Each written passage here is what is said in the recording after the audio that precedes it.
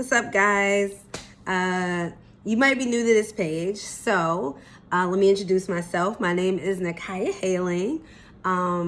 Originally from the Bronx, New York, currently living in Franklin, Tennessee. I am an entrepreneur. I work in the music industry. I'm a writer. I'm a lover of God and lover of people in media and music. And I am deciding to embark on the journey of starting this YouTube page to share more about my endeavors and what I'm doing, and to just have fun, to talk about fun things and to connect with people in a way that I'm not really used to connecting with people, but I felt like an urgency to do something different and to share about some of the things that I've embarked on in the last couple years. And I was like, why not just start here on YouTube, right? So anywho, just a little bit about me, just so you can kind of get a little bit of an idea who I am. I'm older. I'm not really young, but I'm not super old, but I'm old enough. But I have spent about 20 years of my life, first half working in social services and working with families, and the second half working in entertainment industry, which has been both parts of my career journey has been amazing. And in between all of that, I've been a writer, write biographies, and at one point I had a blog, and I decided to start an e-commerce business during quarantine in last year, 2020. And so part of me starting the e-commerce business is because I absolutely love streetwear. I'm a Bronx girl. Born and raised South Bronx and parts of Northern Bronx. And so I love streetwear. And when I'm referring to streetwear, just because you don't know, I'm talking about snapbacks and hoodies and crop tops and t-shirts and all of that cute stuff. I'm a child of hip hop. I'm a child of God. I love God and I love music. And so it influences a lot of my choices and a lot of things that interest me. And yes, everyone has started a t-shirt business and has started e-commerce business, which I think is amazing. I think the fact that you can start a business online and you can create another revenue stream for yourself, I think it's amazing. I know people say it's like an oversaturated space, but I'm like, we're all so unique and we all bring something different to the table. So I think it's awesome. And I was like, why not, start a business and share some of the stuff that inspires me, that gives me swag and makes me feel like I have swag. Some of the things that kind of give me that boost that I need. And so it started off with me creating what was called the Mood Collection. And basically it was just a bunch of phrases that I thought were cool, I thought were inspiring, and I thought maybe would connect with other people, right? And so one of my best sellers on the site is a snapback hat camo, and it says I'm a vibe on it, right? And so definitely growing up in the 90s and part of the 2000s, vibe was a big thing. And even today, right? Vibe, that word vibe, it's it's so popular. It's something that we all use and we say, and it describes your energy. It describes your feel. It describes what you bring to the space. And so I was just you listening to different things, or you just thinking, I'm just sitting thinking, and I was like, I'm a vibe. And I was like, oh wow, I'm gonna put that on a hat. And the reason that I wanted to put that on a hat and t-shirts and to wear it was like a empowerment.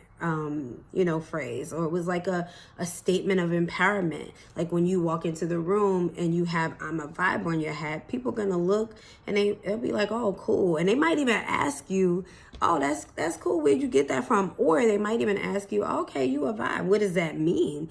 And then that's an opportunity for you to share and connect with someone, right, in a positive way. And so it started with that.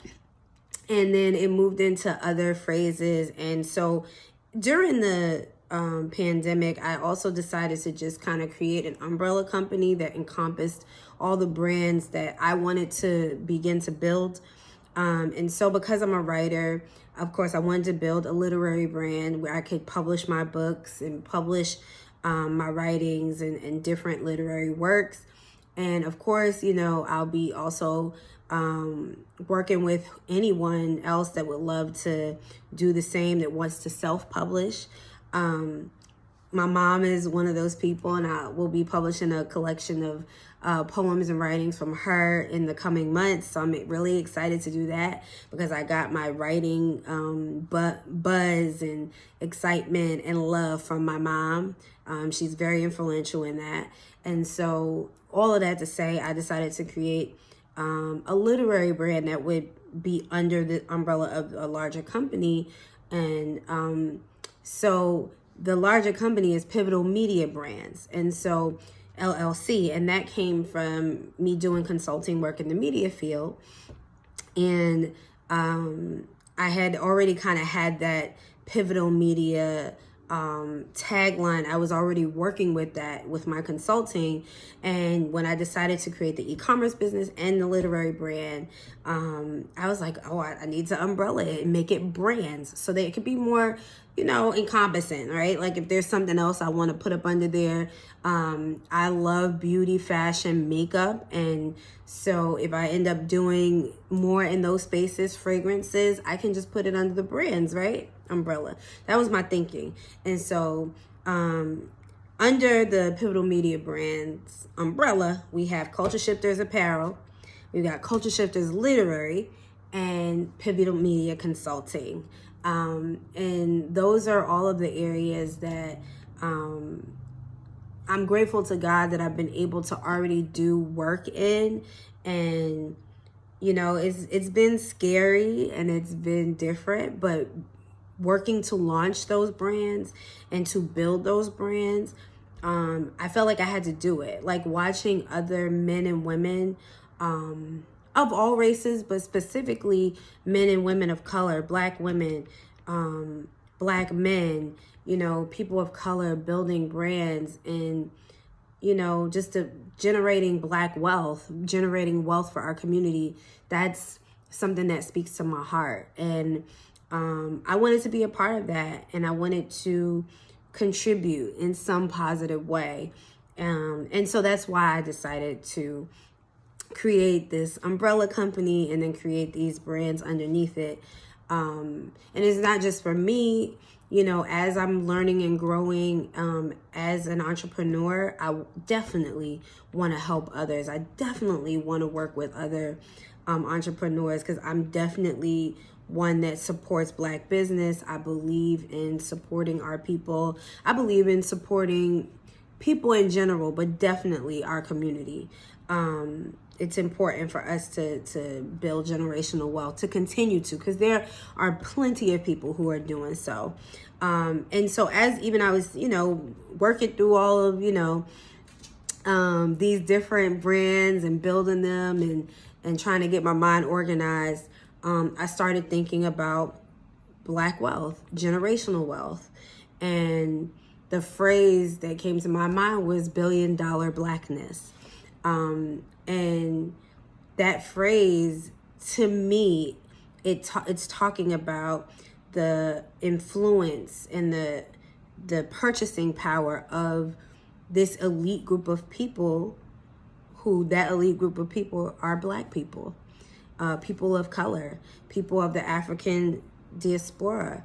And what we have created and what we have contributed to American culture and to culture across the world is invaluable. It's invaluable.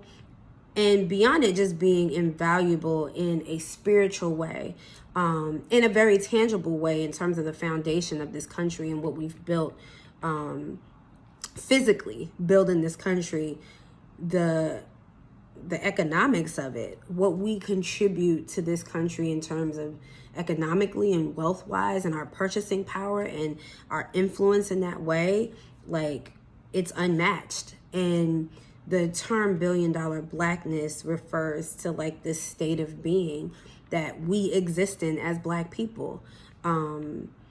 We are purveyors of culture.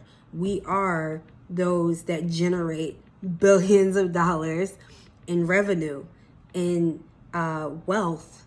In a lot of ways, in a lot of times, it's for other people, right? But we're learning and growing so that we can make sure that that happens and stays within our community as well. Because yes, you want to see other people prosper, you want to see other people go forward, but you also want to see our people prosper, build wealth, like build our communities, create more educational pathways, create more equity and balance amongst our children. A lot of us have experienced where maybe we grew up in an urban neighborhood, or maybe we grew up in a neighborhood that was impoverished, but some of us were able to be educated amongst wealthier people, and that was our way out. And some of us didn't have that opportunity and were able to find other ways to build wealth, right?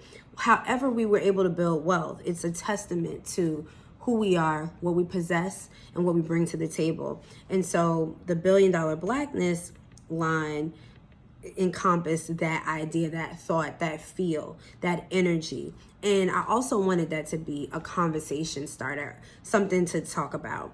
And that connected to me naming the literary brand Culture Shifters Literary, because literally the point of that brand is to shift culture, to create conversations that shift culture, to just create moments where you could be just shifting culture by someone looking at what's on your shirt, what's on your hat. Maybe you have a mug, maybe you may have a wristband or whatever you're wearing. They may not have a conversation with you. You may not even talk about it, but them just seeing that is like, oh, it might make them think or spark a conversation or a thought or an action that then shifts the culture in whatever way that they're able to do so. So that's just a little bit or some of what I'm trying to do. And, as humbly as I could say, I don't know everything. I'm still learning and growing. But I'm excited about sharing with you all. And then last but not least, this year I published my first ebook. And it wasn't the book that I thought I was going to publish. I didn't think it was going to be the first book I published, but I went on a journey to discovering a healthier way of living and eating. And I just decided to share that because I'm an everyday woman just trying to make good choices, trying to figure out what works for my body. I'm not a fitness guru. I'm not a health professional. And I'm very clear about that.